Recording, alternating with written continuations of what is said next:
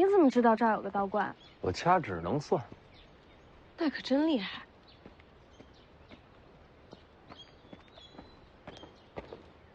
世子，这道观有些古怪。哪里古怪？后院的树都被人给伐了。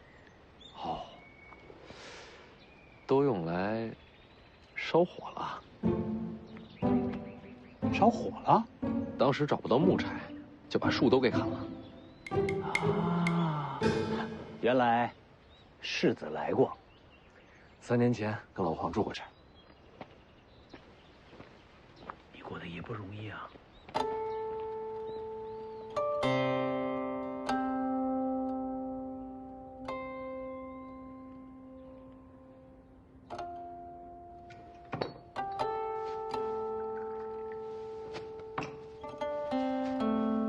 苏兄和吕钱塘出去捕猎了，看看能不能搞些野味回来。要我说，还是人多好。上回我跟老黄窝在这儿，饿得头都晕了，就没人愿意出去找吃。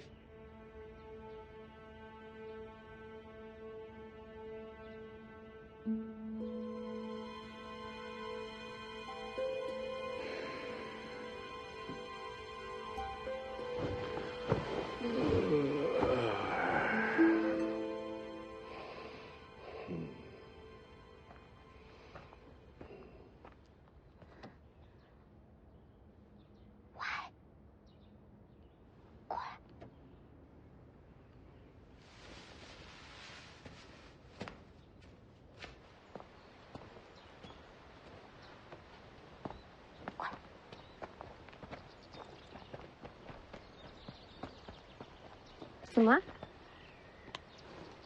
什么东西？砸人啊！凤子英不在，今晚就是最佳机会。那个吕钱塘之前不是读书人吗？看起来身手一般，我们就把他当做突破口。你倒是挺了解的。你听到我说没有？就这么说定了。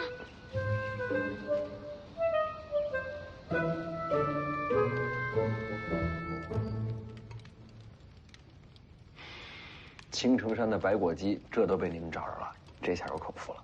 世子喜欢就好。吕钱塘呢？在外面呢，说要守着马车，不用搭理他，整天阴着个脸，看着就烦人。哎，我要鸡腿。嘿嘿。哎呦，老黄也喜欢抢鸡腿。建九黄，我只知道他叫老黄，好吃懒做，烤地瓜最在行。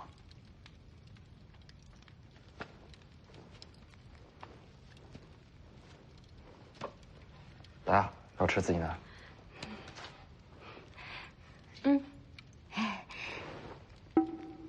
手上拿根棍子干什么？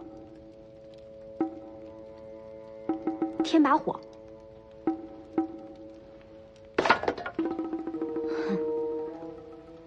莫名其妙。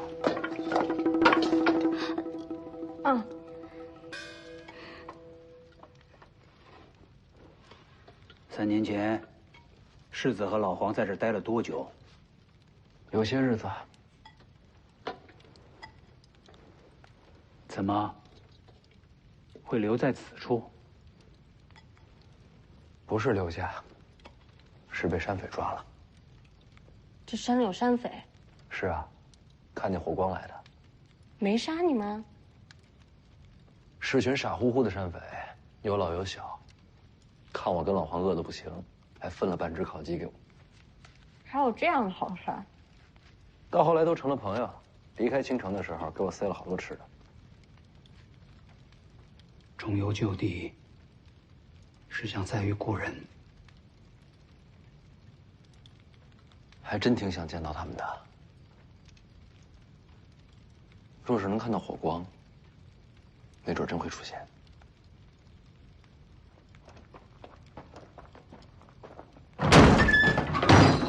把三姐交出来！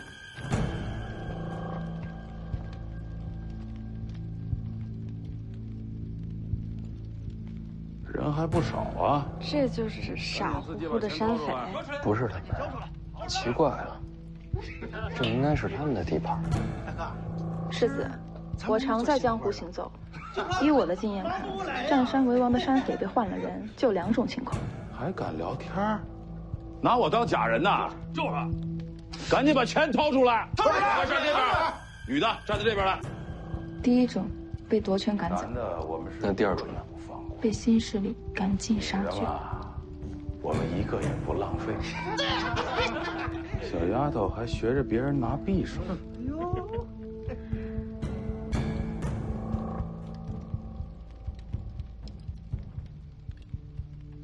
各位大爷，我若是交出这位美人，能否放过我们？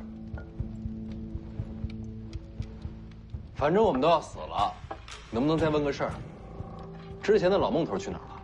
哪儿那么多废话？待会儿我先砍的就是你。淑修，世子，一个也别让他逃了。都努力一点哦。给我上！是。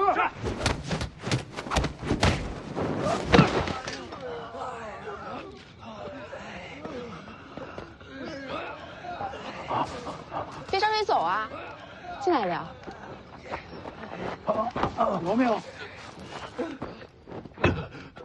我有眼不识泰山，还望大爷饶命。来青城多久了1个多月了。时间这么紧，没见自己的寨子吧？寨子是原来人留下的。你把他们杀了？没有。但是我知道他们惹祸了。惹祸？惹什么祸了？圈个老神仙，抓走了一个10几岁的小丫头，然后姓孟的那伙人又去登门要人，结果一个都没出来。小雀儿，青阳为什么要抓那丫头？听说青阳的老神仙擅长采阴补阳，可能是看上了。抓进去多久了？我们来之前的事儿，不到2个月。大爷，你还有什么要问的？我都说了。杀过多少人？没杀过，我们都是苦人，都是被逼无奈干这个的。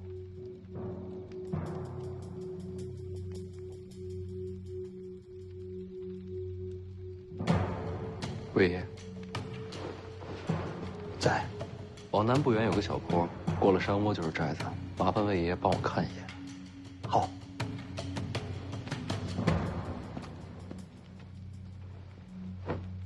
把人给我看好了。世子放心，一个都跑不了。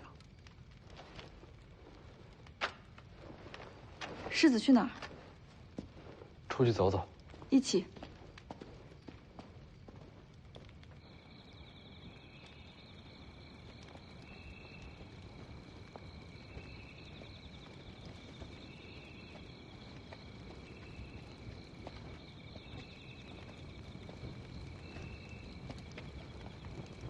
这儿便是阴阳亭，传说青城以此亭为界。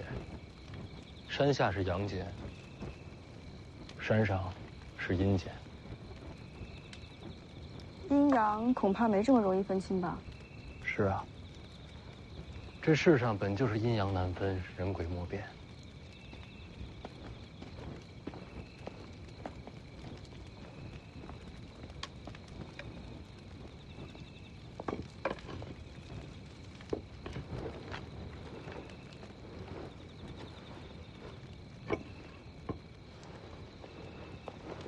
纸笔给我。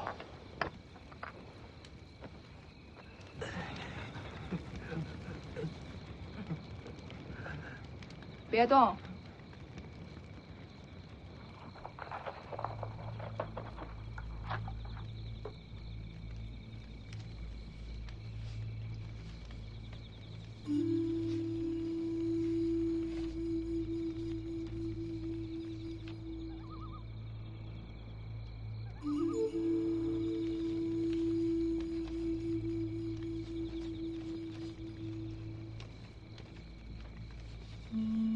世子，这夜这么暗，世子是如何将山势看得如此细致的？这亭子以前来过，这景色是记下来的。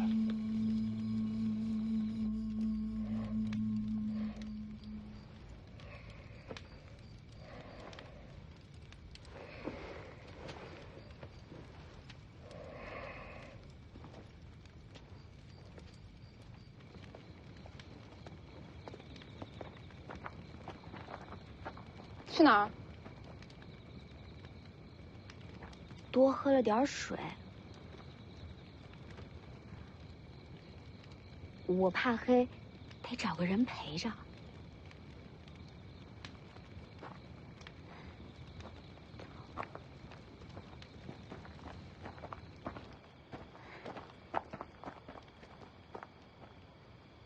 又怎么了？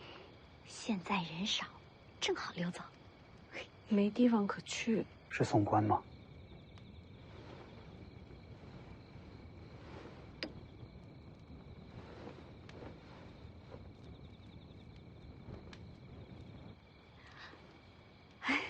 我们两个开玩笑呢，我们不想逃，我们两个。徐骁只让我保护徐凤年，其他人和我没有关系。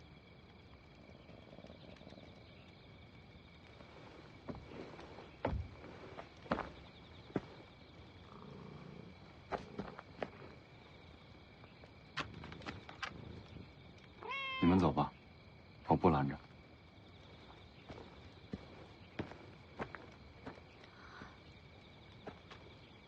赶紧走走。不用了。北凉离这里不远，我若真跑了，一只信鸽就能把消息送回去。你总得试试吧。没机会，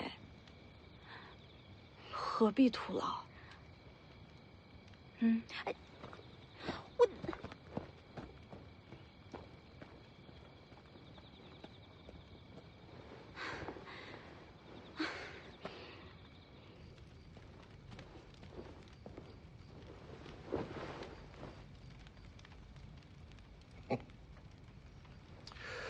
我是觉得你不想走。外面说话你能听到？我想听见就能听见。怎么样，小姑娘，要不要跟我学武功啊？有了一身本领，走也好，留也好，都随你心意。不学。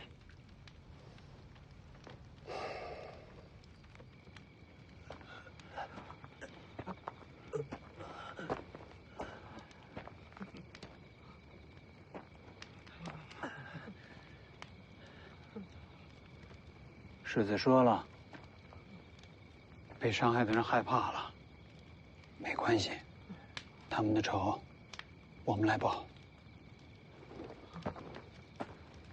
什么意思啊？寨子里面的那些女人的话你可不能信，她们都是贱命啊！我们有很多金银财宝，都可以献给你们，只要你们放过我啊！八空。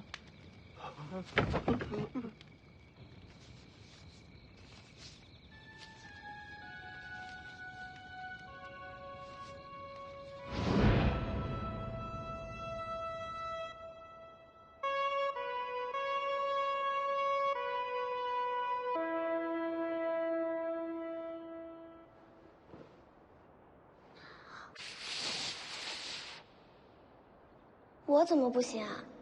我教你啊。哎，徐哥哥，我就知道你会走的。等教会了你，我再走，好不好？那，你以后要回来看我？一定会来。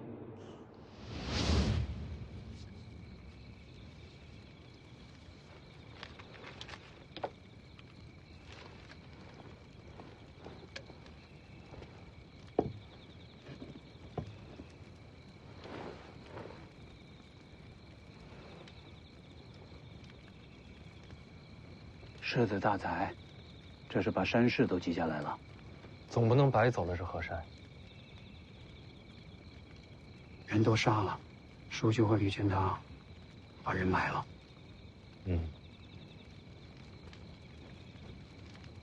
魏爷爷是有话想说。世子，为什么不把他们送去官府？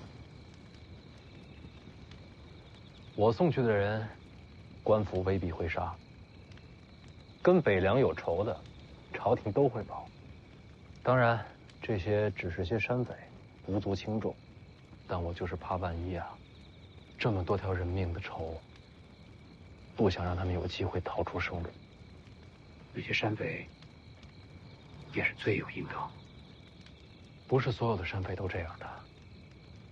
当年老孟头，别说杀人了，打劫的时候遇到苦命人，他还要自掏腰包。我跟老黄身无分文被他给劫了，走的时候他倒给我们好多钱。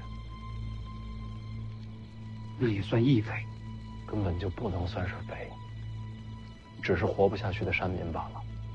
他们老弱妇孺都有，还有个小丫头，叫做小雀儿，天天缠着我，跟我学吹叶子，还老是偷老孟头的肉干给我。就是那个被抓去青阳派的小丫头。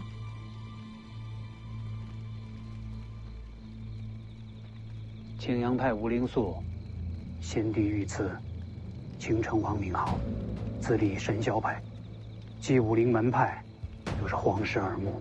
青城是北凉境外第一关隘，这吴灵素，其实就是暗中监视北凉。我知道，这次路过青城山，本来打算好了，要避开青阳派的。世子做得对，此时正跟朝廷保世袭罔替，就不能和吴灵素起争执。我答应过小雀儿，要回来找他。被抓这么久了，到如今什么都晚了。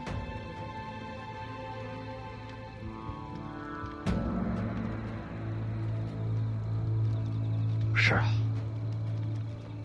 晚了，救不了了。说了吧。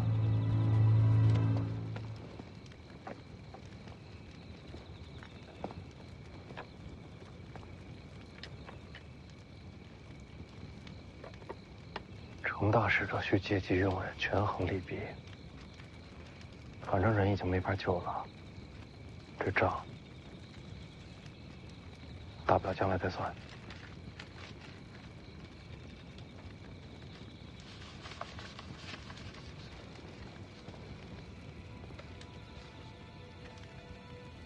可万一人还活着呢？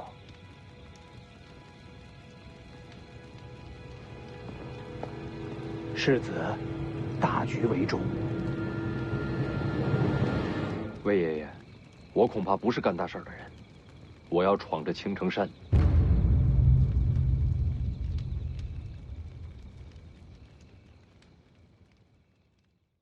这字儿也不怎么样。找死！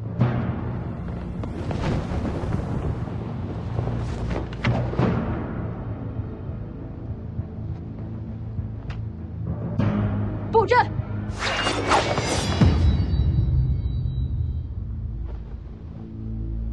神霄剑阵，谁破一个给我看看？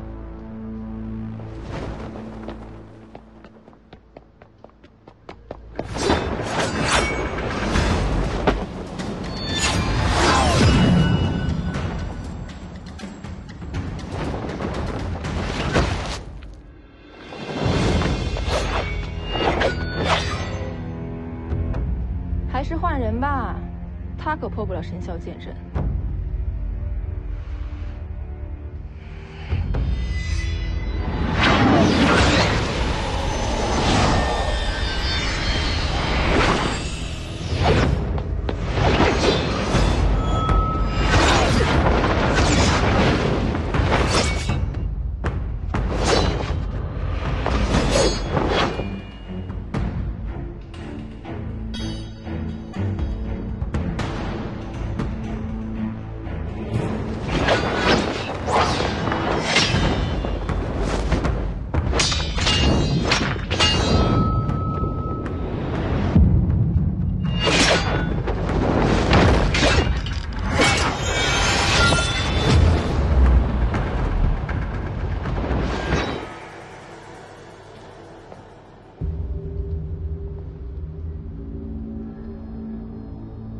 这小子是不是变强了？用的是赤霞剑诀，很高明的剑术吗？高明个屁！靠气血内爆才借来一点力气，用的越多，伤的越深。练这个的都活不久。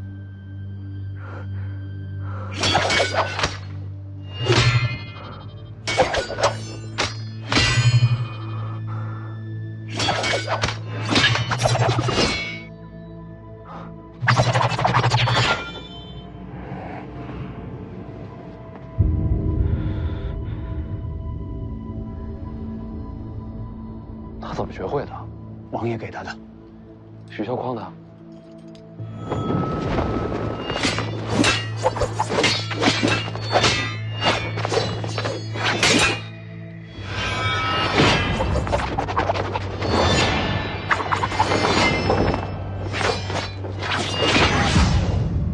他不知道用这功法会害他自己性命。知道。你真的想好了？此剑法虽然威力很大，但凡是练它的人，死的都很快。若我用命来拼，能换林家一线生机，我死1000万次，都心甘情愿。给他吧。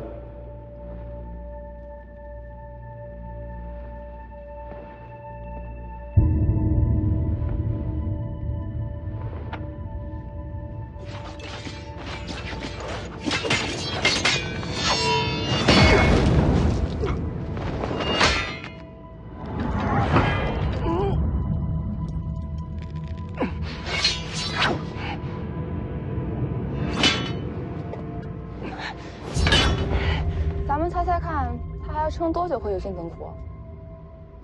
我猜1个时辰。帮他破阵。我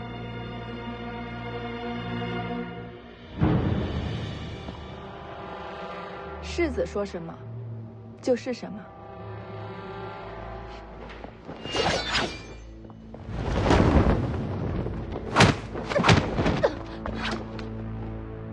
卑鄙！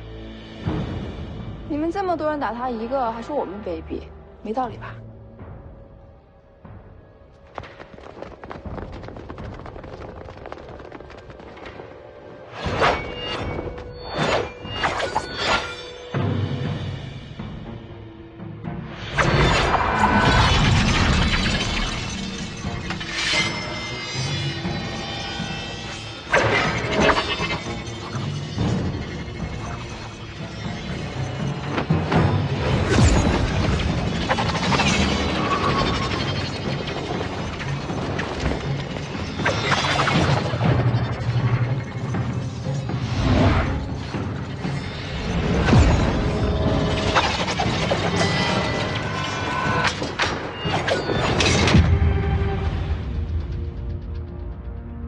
方才是玉箫阵，现在才是真正的神霄剑阵。很强。唯有李先生出手，方能破阵。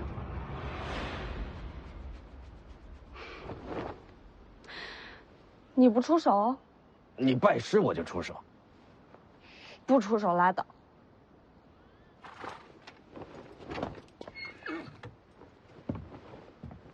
我也试试这剑阵。世子，世子，却莫以身试险。是我惹的祸事，不能躲在一边。我陪世子冲阵。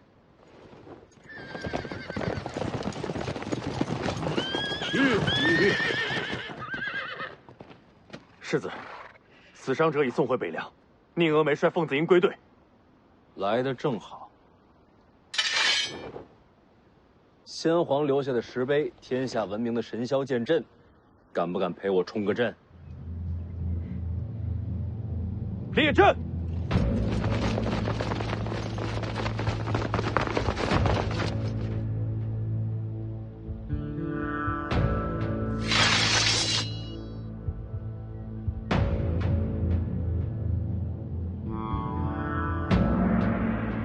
阁下到底是谁？徐凤年。北凉世子，这青城不是北凉，你率众闯山，到底想要什么？有个叫老孟头的土匪，还有一个叫小雀儿的丫头，再就是和老孟头一块儿的山贼，有一个算一个，活要见人，死要见尸。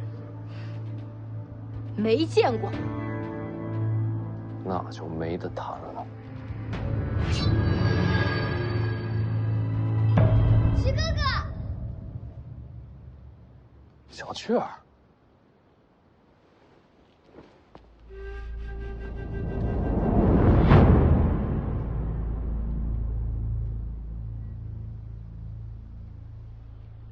青城王吴灵素。世子远道而来，何不入青城山，观赏山色？好，世子一人入我青城山即可。世子不可。好，我一个人上去。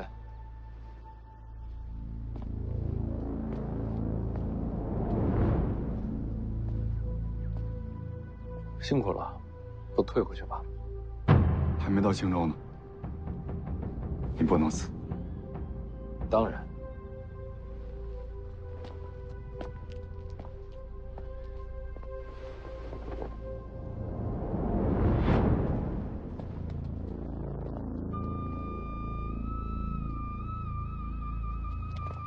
做好准备，如有变故，马踏青阳。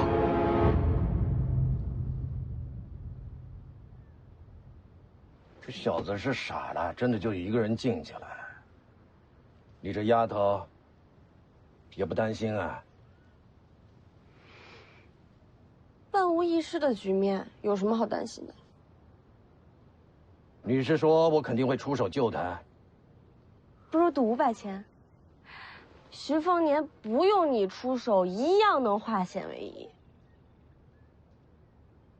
这小子刀法还未入门，不可能有这本事。赌不赌？赌。能溜进去吗？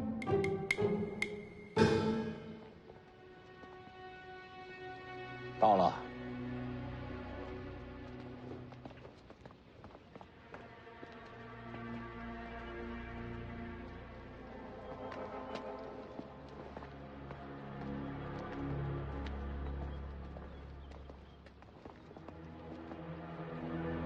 小雀儿，你先进去。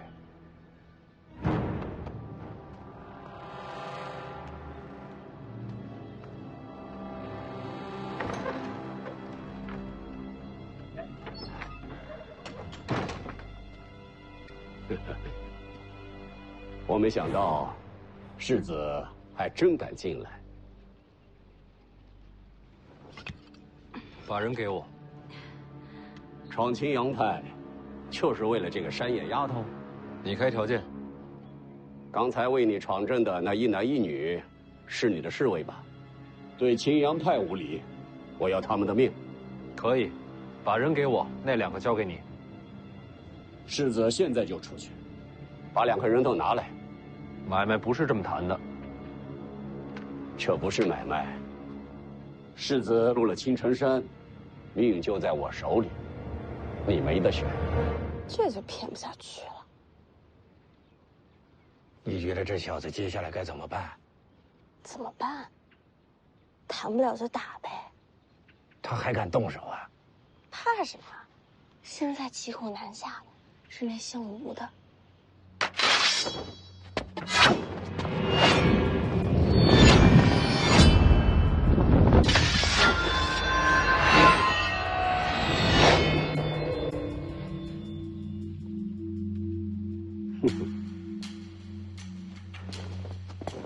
你找死吗？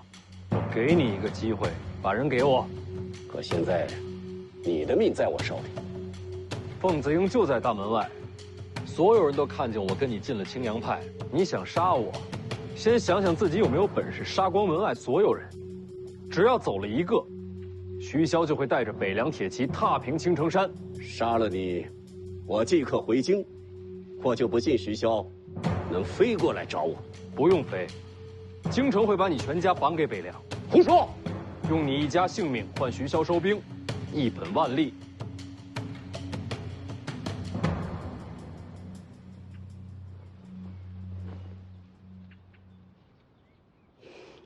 你输了。你一早就明白这局面了。这有什么难的？区区一个青阳，怎么敢明面里杀北凉世子？所以徐凤年孤身入山门是有恃无恐。这家伙贼得很，怎么会去送死？没想到你是他的知己啊！你才知己，记得500钱。世子名不虚传，贪花好色吗？难怪他一直夸你。谁夸我？说什么呢？行了，人你交给我吧。京城那边就说我仗势欺人，皇室不会怪你。不急，有人想见你。老孟头没死，有眼光，有胆识，世子很了不起。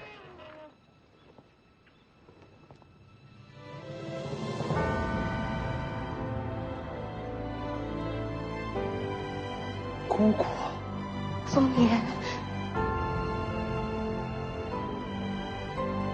姑姑，赵玉台，你认识？我躲在听朝廷底下好些年，徐骁夫妻每次来见我，他都守在边上。他是徐骁的人。你知道徐凤年他娘吧？王妃是府上第一个对我笑的人，我到现在都还记得。他娘姓吴，来自剑冢吴家，是吴家上一代剑冠。吴家的剑主都有自己专属剑室，与剑主一起长大。这么说，她是王妃的剑士，名为剑士，各司姐妹。难怪叫姑姑。姑姑不哭，不是哭，是高兴。当年我娘死后，姑姑就没了踪迹，莫非是被她囚禁此处？他是你姑父。那这是怎么回事啊？当年游历，你和他们相识，你这身份有许多人盯着，你的朋友就是你的弱点和把柄。我把他们带到青阳派，也是为了保护他们。是啊，徐哥哥，这里的人都对我很好。那老孟头去哪儿了？他们都悄悄地送去了北凉辖内，如今有了田地，过得非常的好。师傅说我有天分，如今我也是神霄派弟子了。你拜姑姑为师了？他拜在你姑父门下。可他不是皇室御赐的青城王吗？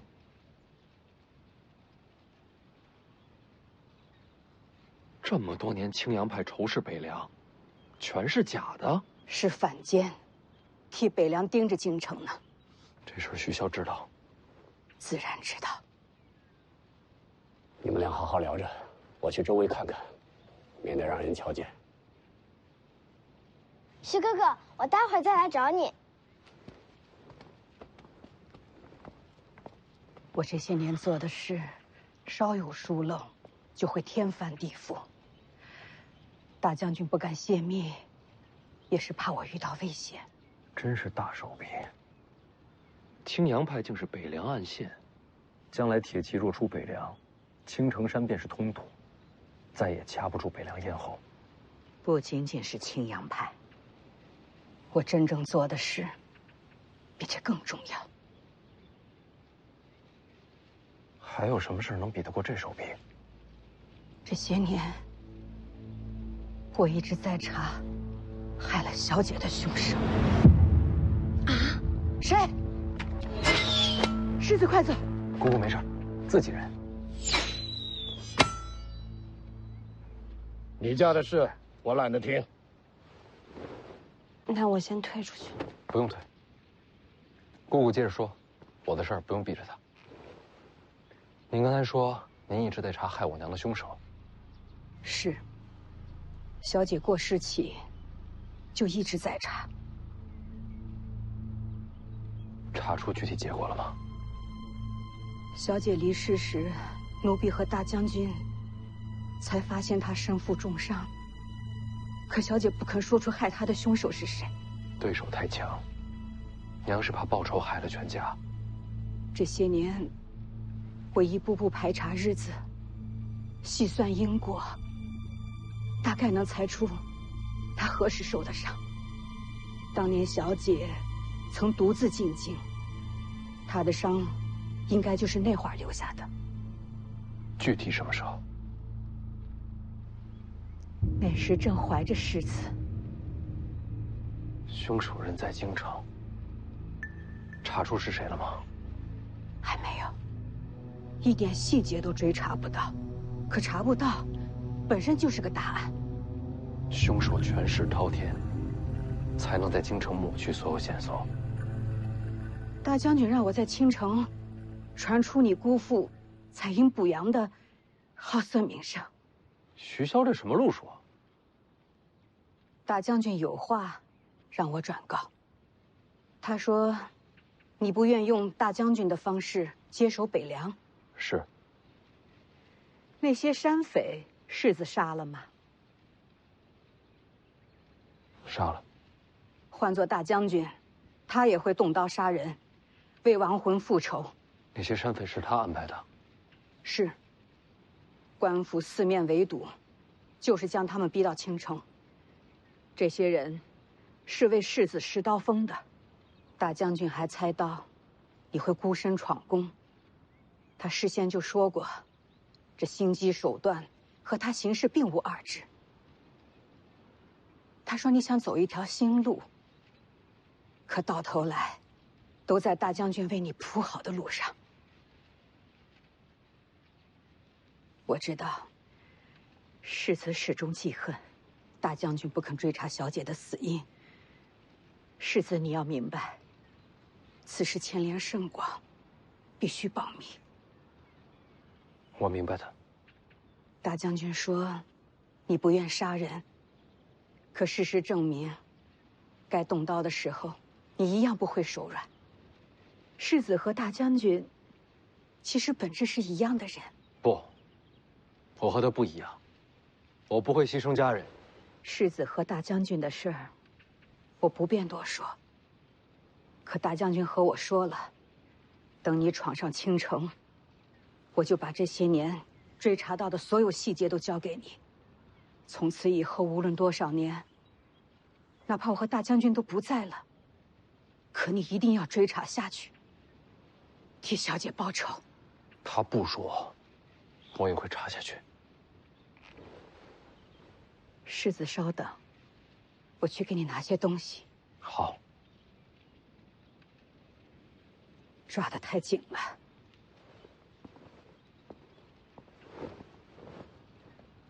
疼吗？不疼。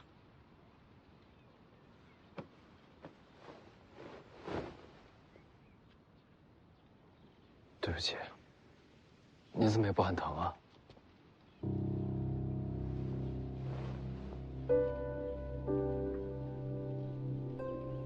王妃是个好人。记得我刚进王府的时候，既害怕又伤心。是她的温柔，让我缓过了最难的一口气。徐凤年，我愿意和你一起为他报仇。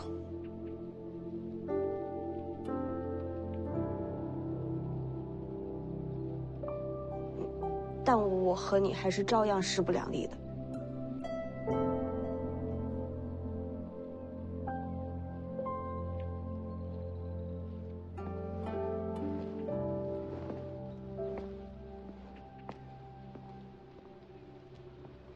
这些年追查凶手，整理出来的东西，都在里边了。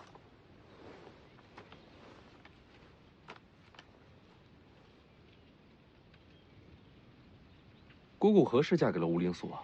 在入神霄派之前就嫁了，当时有了世珍，他和世子差不多大。人在哪儿？在京城。你姑父被封青城王，受命与北凉抗衡。说起来权势不小。是被当成了人质。只要我的身份不拆穿，他就没事。得想个办法救他回来。他的事，世子不用担心。你好好看这个，看完烧了。姑姑去哪儿？我有些事情去办，一会儿就回来。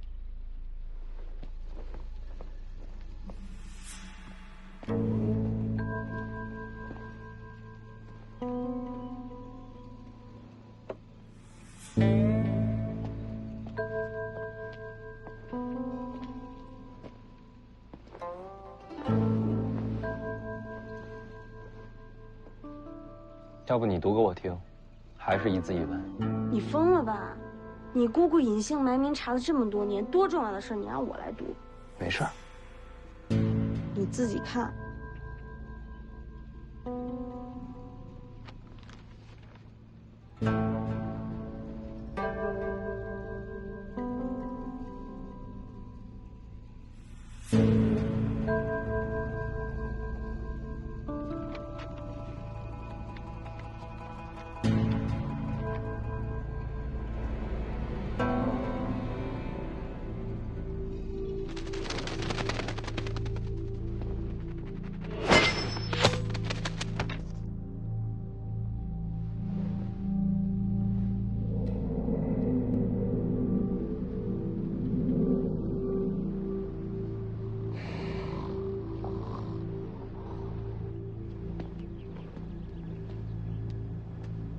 送的什么消息？我们有多久没见到世珍？他一个人在京城，无人可信，随时都有亡命之险。我问你送的什么消息？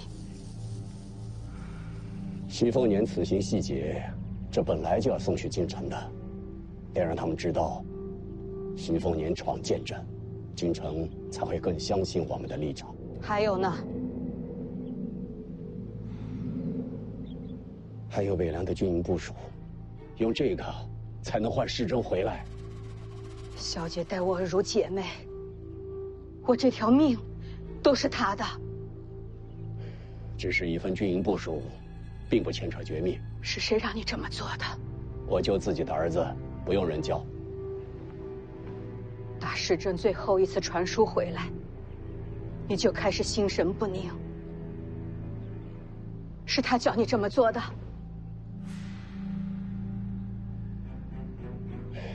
世珍也是想逃离险地，和我们团聚呀。世珍在京城有没有投效皇室？当然没有。那就好。你就不想救他回来？你真的要为北凉献出儿子的命？大将军已经启程前往京城。他跟你说过要救世珍回来？没说过。那你怎么信他？如果这次京城之行，大将军没有带回世珍，那我就亲自入京，救回儿子。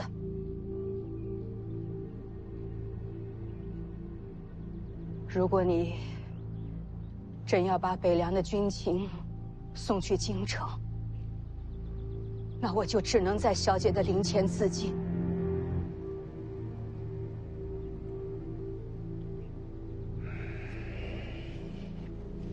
好吧，我不送信。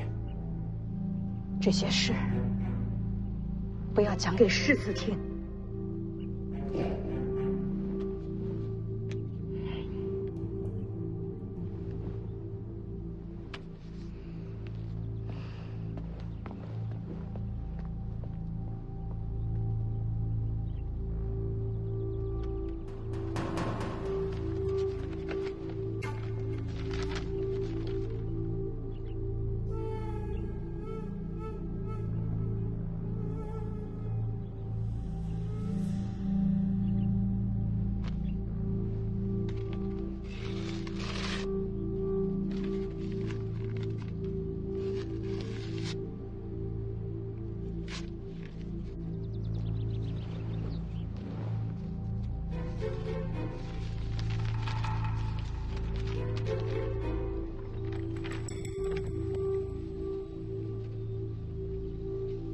你看完了？要害我娘的是黎阳皇室。不是没有具体线索吗？这上面记载了我娘进京的具体时间。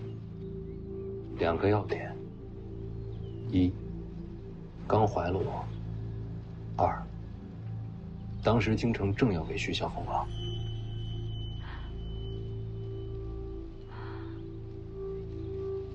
黎阳朝给你爹封王是无奈之举，他扫灭6国，不封王，天下人都会心寒。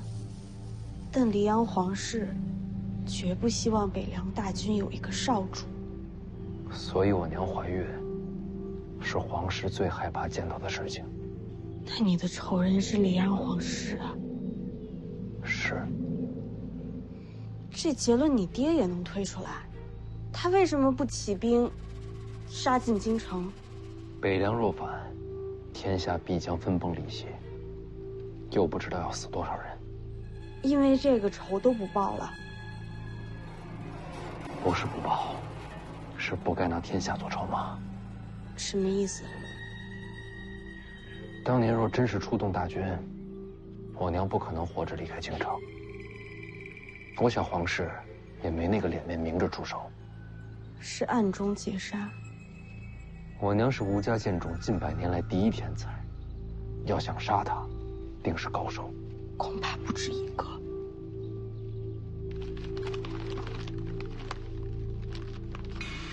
我会把当年伏击过我娘的人一个一个找出来，亲手斩下他们的人头，祭奠我娘。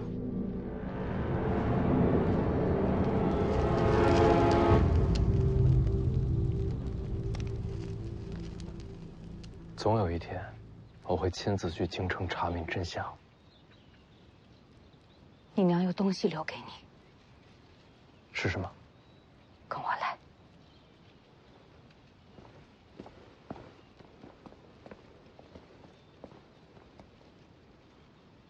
我在这儿等你回来。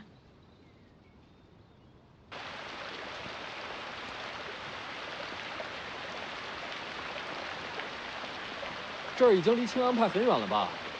青阳派太瞩目，小姐喜欢清静。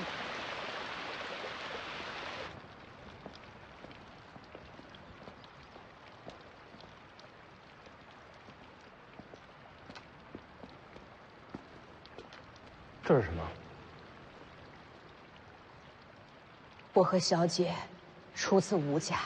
我知道，吴家剑种曾是天下剑道之宗。早就不是了。李淳罡、邓太阿、剑九黄，天下用剑强者层出不穷。吴家气运上，已然输了半筹。毕竟底子还在。有底子，也有规矩。当年吴家不许小姐和大将军相近，小姐和吴家决裂，白马走辽东，两人才走到了一起，也才有了世子。吴家一定气疯了。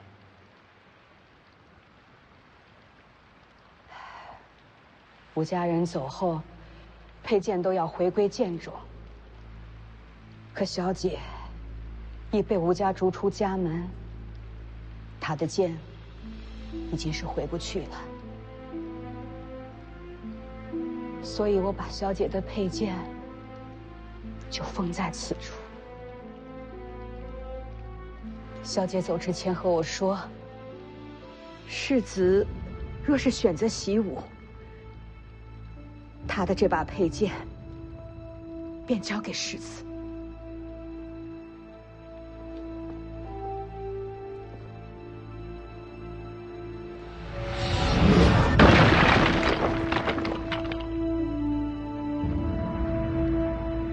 北凉纵横天下，小姐手中剑曾让天下英雄低头。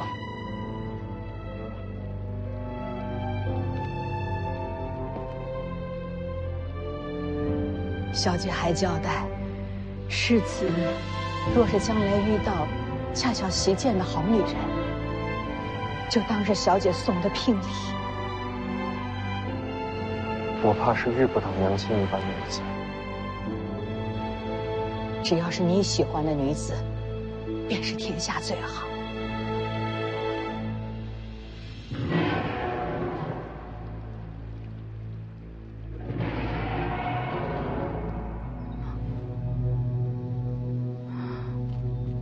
山里的大家伙，你就是小雀儿。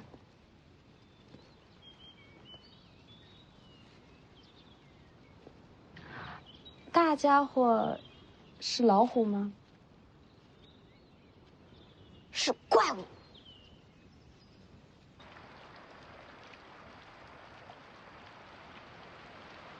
说是怪物也不为过。它是青城山的一只异兽，名为虎魁，凶悍无比。姑姑见过，交过手，它奈何不了我，我也奈何不了它。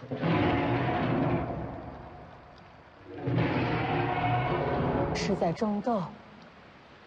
奇怪了，青城山并无野兽能与它对敌。徐凤年，等会儿就回来了。徐哥哥人挺好的，还教我吹叶子。当时我就想过了，有机会要亲自做个媒，给他找个好姻缘。不过现在有你了。等一等，什么就有我了？跟我有什么关系啊？也没替他找的合适的，就是可惜，总觉得他该配天上仙女。走吧。这就走了？小雀儿，要不要跟我们一起？徐哥哥，我刚才已经把你的事儿放下了，放哪儿了？所以我就不能跟你走了。啊，留这儿也好。这次时间太紧，等我出巡回来再来找你。好，我等你。一言为定。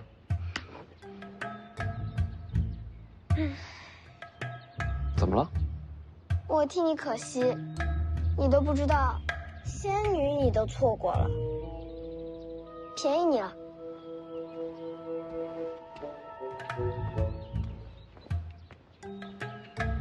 我错过什么了？怎么就便宜你了？别问了，这是你娘给你的。大梁龙雀，我娘的佩剑。你不是学刀的吗？这也是我娘给我将来媳妇的聘礼。拿剑做聘礼，有点凶险吧？给。你干嘛？你是我丫鬟啊，你不替我捧剑，还我自己拿着啊？是这意思。不然呢？没不然。你姑姑呢？姑姑不能送我出去，不能泄露我和姑姑的关系，要让天下人觉得我与青阳派为敌。我明白。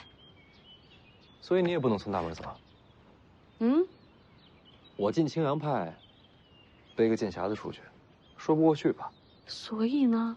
所以你从侧门走，从林子里绕到前面山路去，我让马车在拐角等你。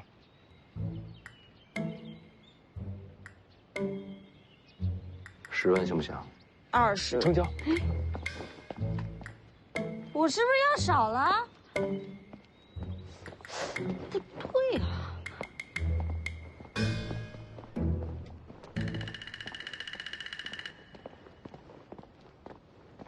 等会儿，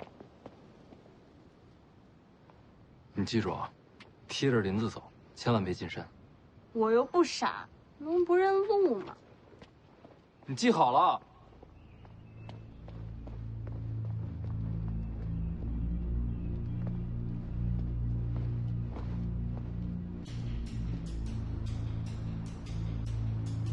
哎，出来了。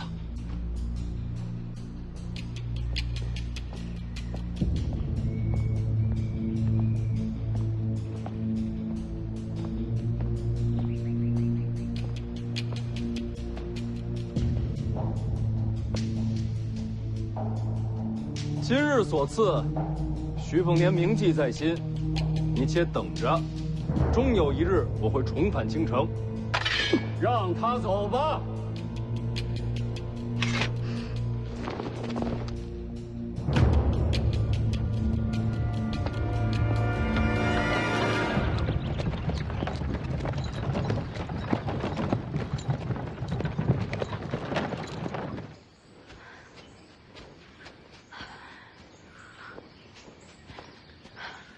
是这边吧？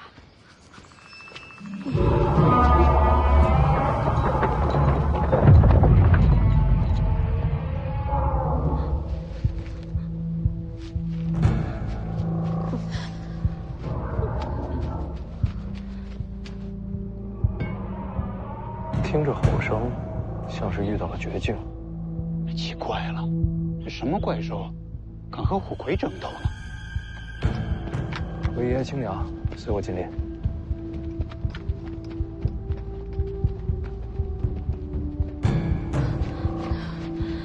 怎么鸟叫都没了？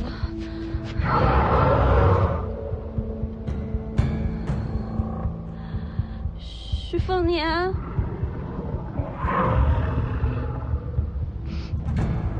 是你吗？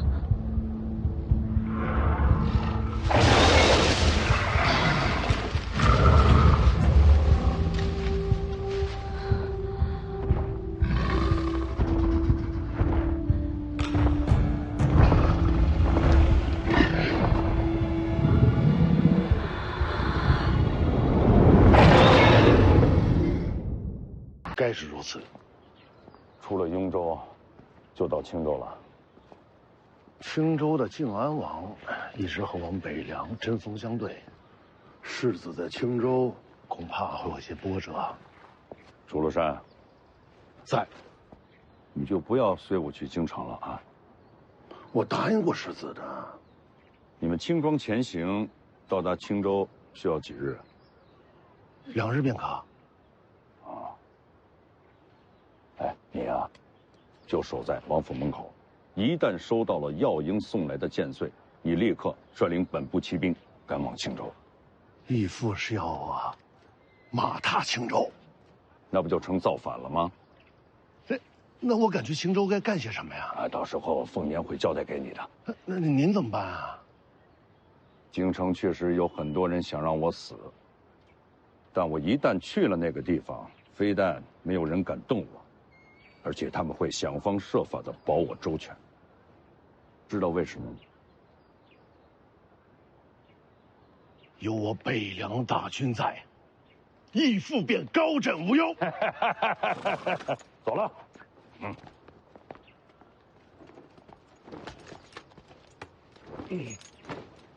义父，哎，北凉军权交于谁手啊？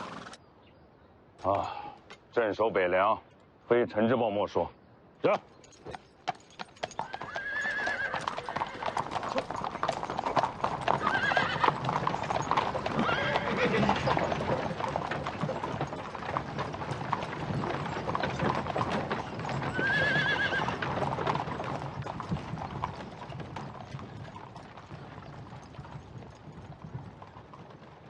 耀英，剑穗，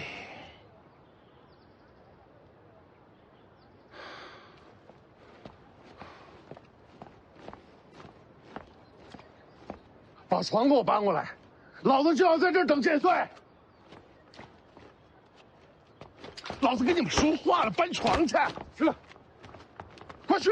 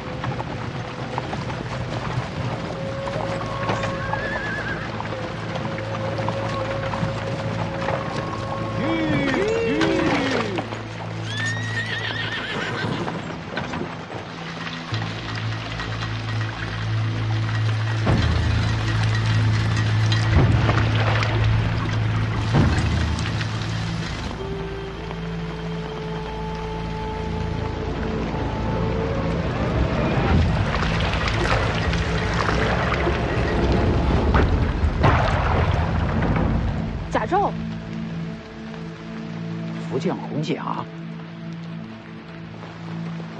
魏爷爷知道这东西来历。我和世子一般年轻时，天下曾有4大宗师，其中之一便是这南国福将红甲。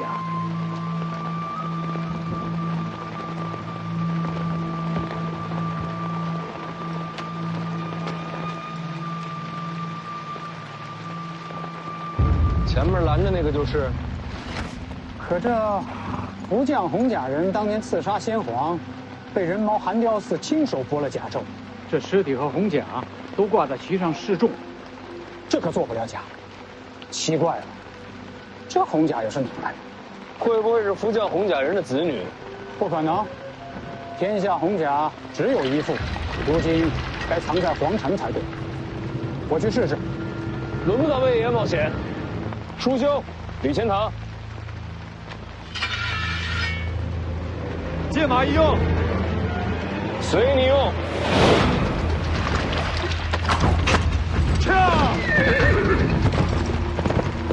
咱俩谁先谁后，出手也得分个主次吧。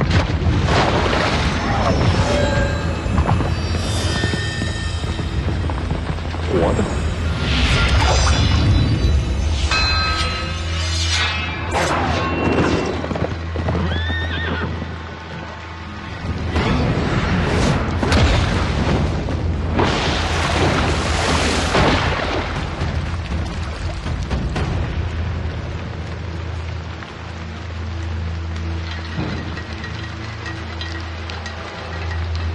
还好，不是4大宗师里的福将红甲。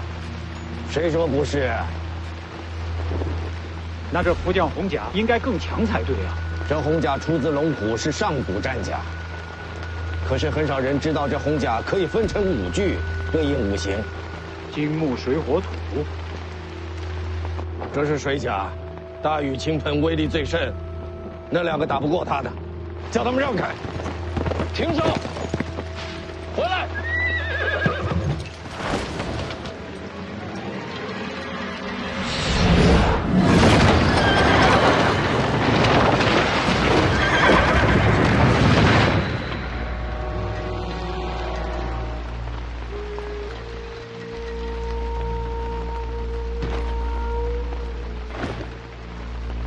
朝我来的。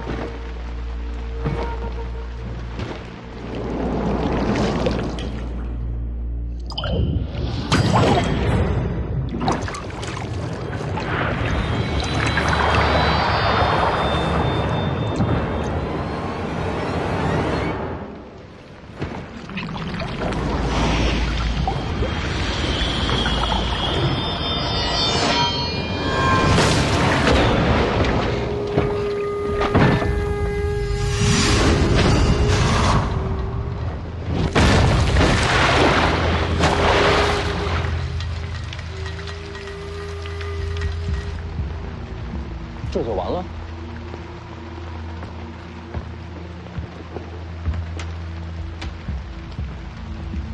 福将红甲一化为5，确实不如归一时强悍，可也不至于那么容易被击败。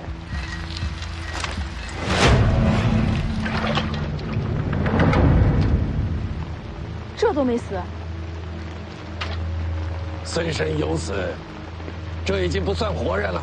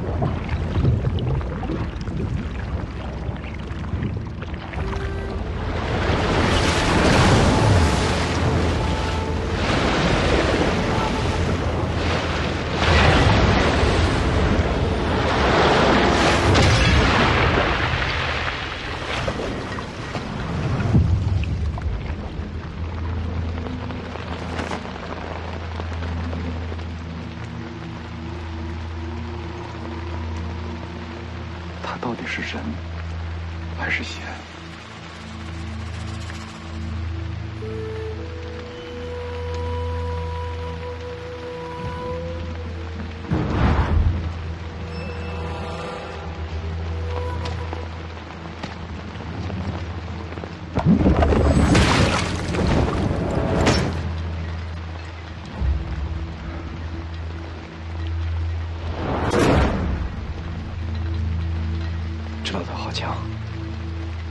对付不了，小舅子还真不好杀，硬杀没戏，再找机会吧。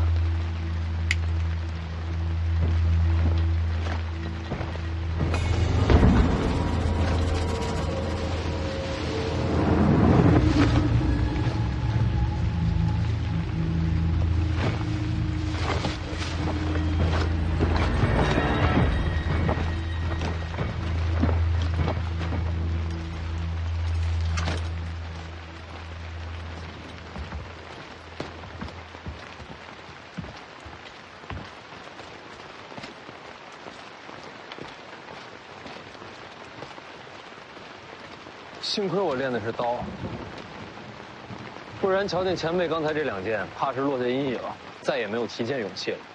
你的刀也不怎么样。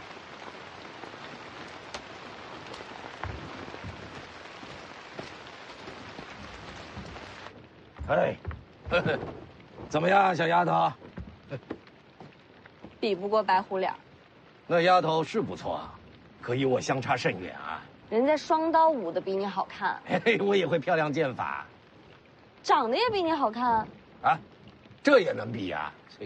所以我不做你徒弟，别想来。你的天赋真的不比外头那小子差，若跟我学剑，必成大器。我这身份，本事越高，死得越快。你怕姓徐的小子杀你啊？我看他舍不得。呸！那家伙阴险毒辣，什么事做不出啊？我教你啊，保你胜过他。不学，练武太苦。想学的时候记得告诉我啊。为什么非要教我？你天赋不错，还有那蛮不讲理的精气神也合我心意。嘿嘿。他呢？那小子天赋不错，只是心思太深，还得再看看。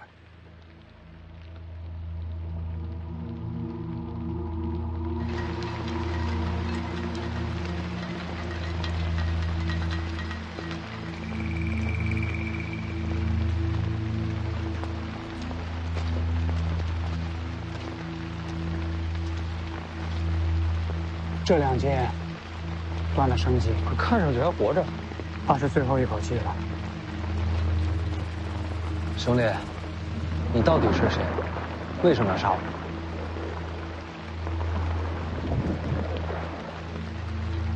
看来是不想说。他不是不想说，是不能说。怎么讲？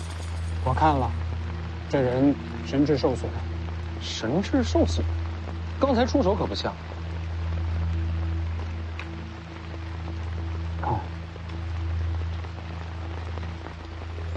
整个甲胄内部都刻了，是什么？其中奥秘，就怕要问车上的人了。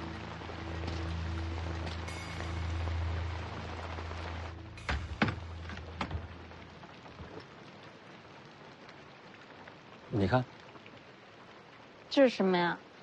那红甲人身上的。这面刻的是什么？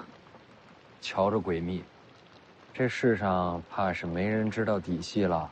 小子心思不正啊，拐弯抹角来探底细。前辈知道。知道你就说呀。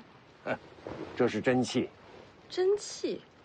这符箓是用特殊材料刻下，作用是流通真气。真气在这些纹路中流通，不仅仅是流通，还能储存真气。最奇妙的就是，这符箓将真气传入这里。脑袋里，所以说外面那人不是天生神力。这红甲阴损得很，等于是培养一批死士，再用甲内储存的真气助其伤人，所以我才下了杀手。那里面的人，宁死也不会投降。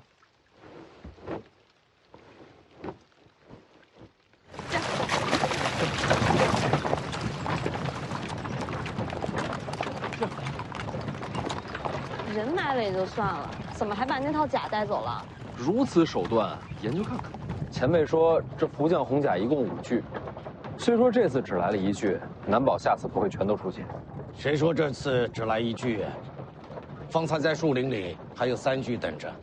就刚才？那为什么没出现啊？当然是怕了老夫了。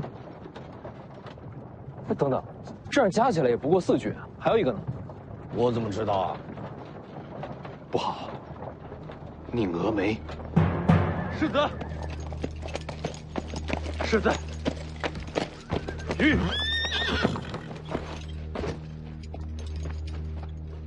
遇袭了。世子，有一红甲人偷袭凤子营，结果如何？是在下无能，凤子营死伤了40多人，都无法留住那个人，只是将其逼退，最终还是被他逃脱了。宁峨眉甘愿领罪，只求世子饶了凤子营剩余的将士。按北凉军律，作战失利，兵将无能，是何责罚？罪首鞭挞，最重斩首。我们这边也遇上了红甲人，他们2个对此可是束手无策。你能将其逼退，已是难得。我再多问一句，激战中，凤子营可有未战后退之人？一步未退，只有战死的凤子营，没有逃命的北凉兵。好，死伤过半，勇战不退，可称骁勇之士。此战凤子营勇战得胜，有功无罪。起来吧。宁峨眉替凤子营谢过世子。你把剩余将士带回北凉吧。现在看来，此去东行怕是条死路。北凉铁骑何曾怕死？阵亡的士卒要不要回家？你把他们带回北凉，然后再赶回来。我会放慢速度等你。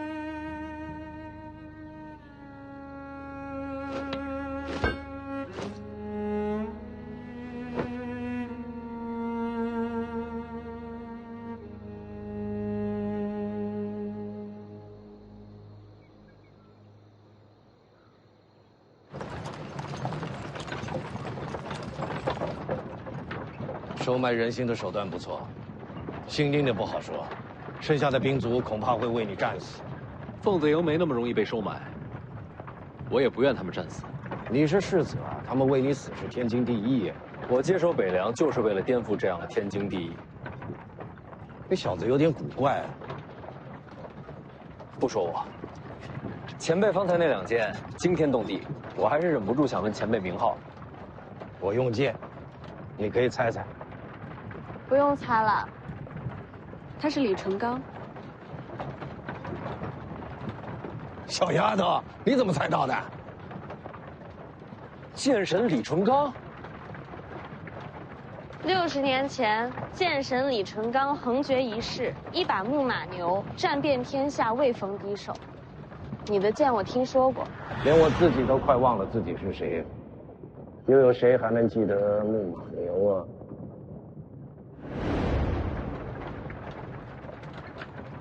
原来你当时听见了。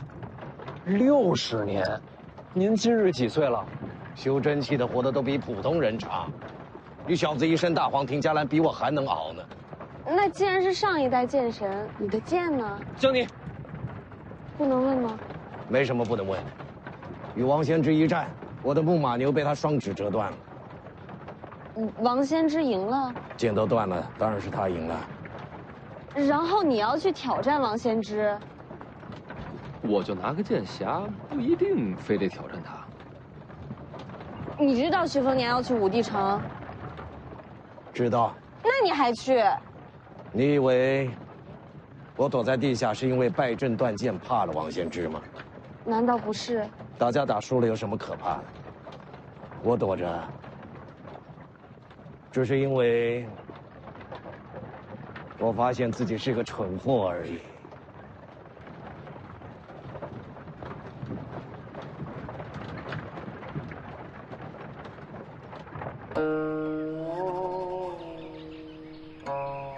世子，咱们要是绕道而行，1天不到就能离开雍州。如果走后山，恐怕要耽搁时日。我知道。世子，车里真是李存刚？应该不假。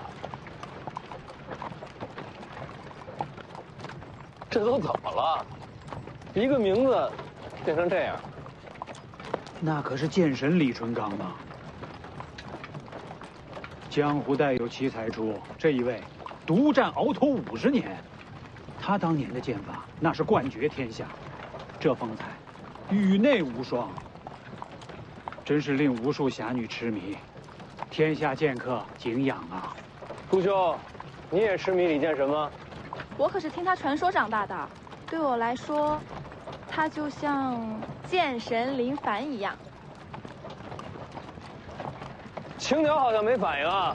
我就是个丫鬟，嫌贫爱富的，对穷老头什么的没兴趣。姓林的，你呢？吕钱塘，你呢？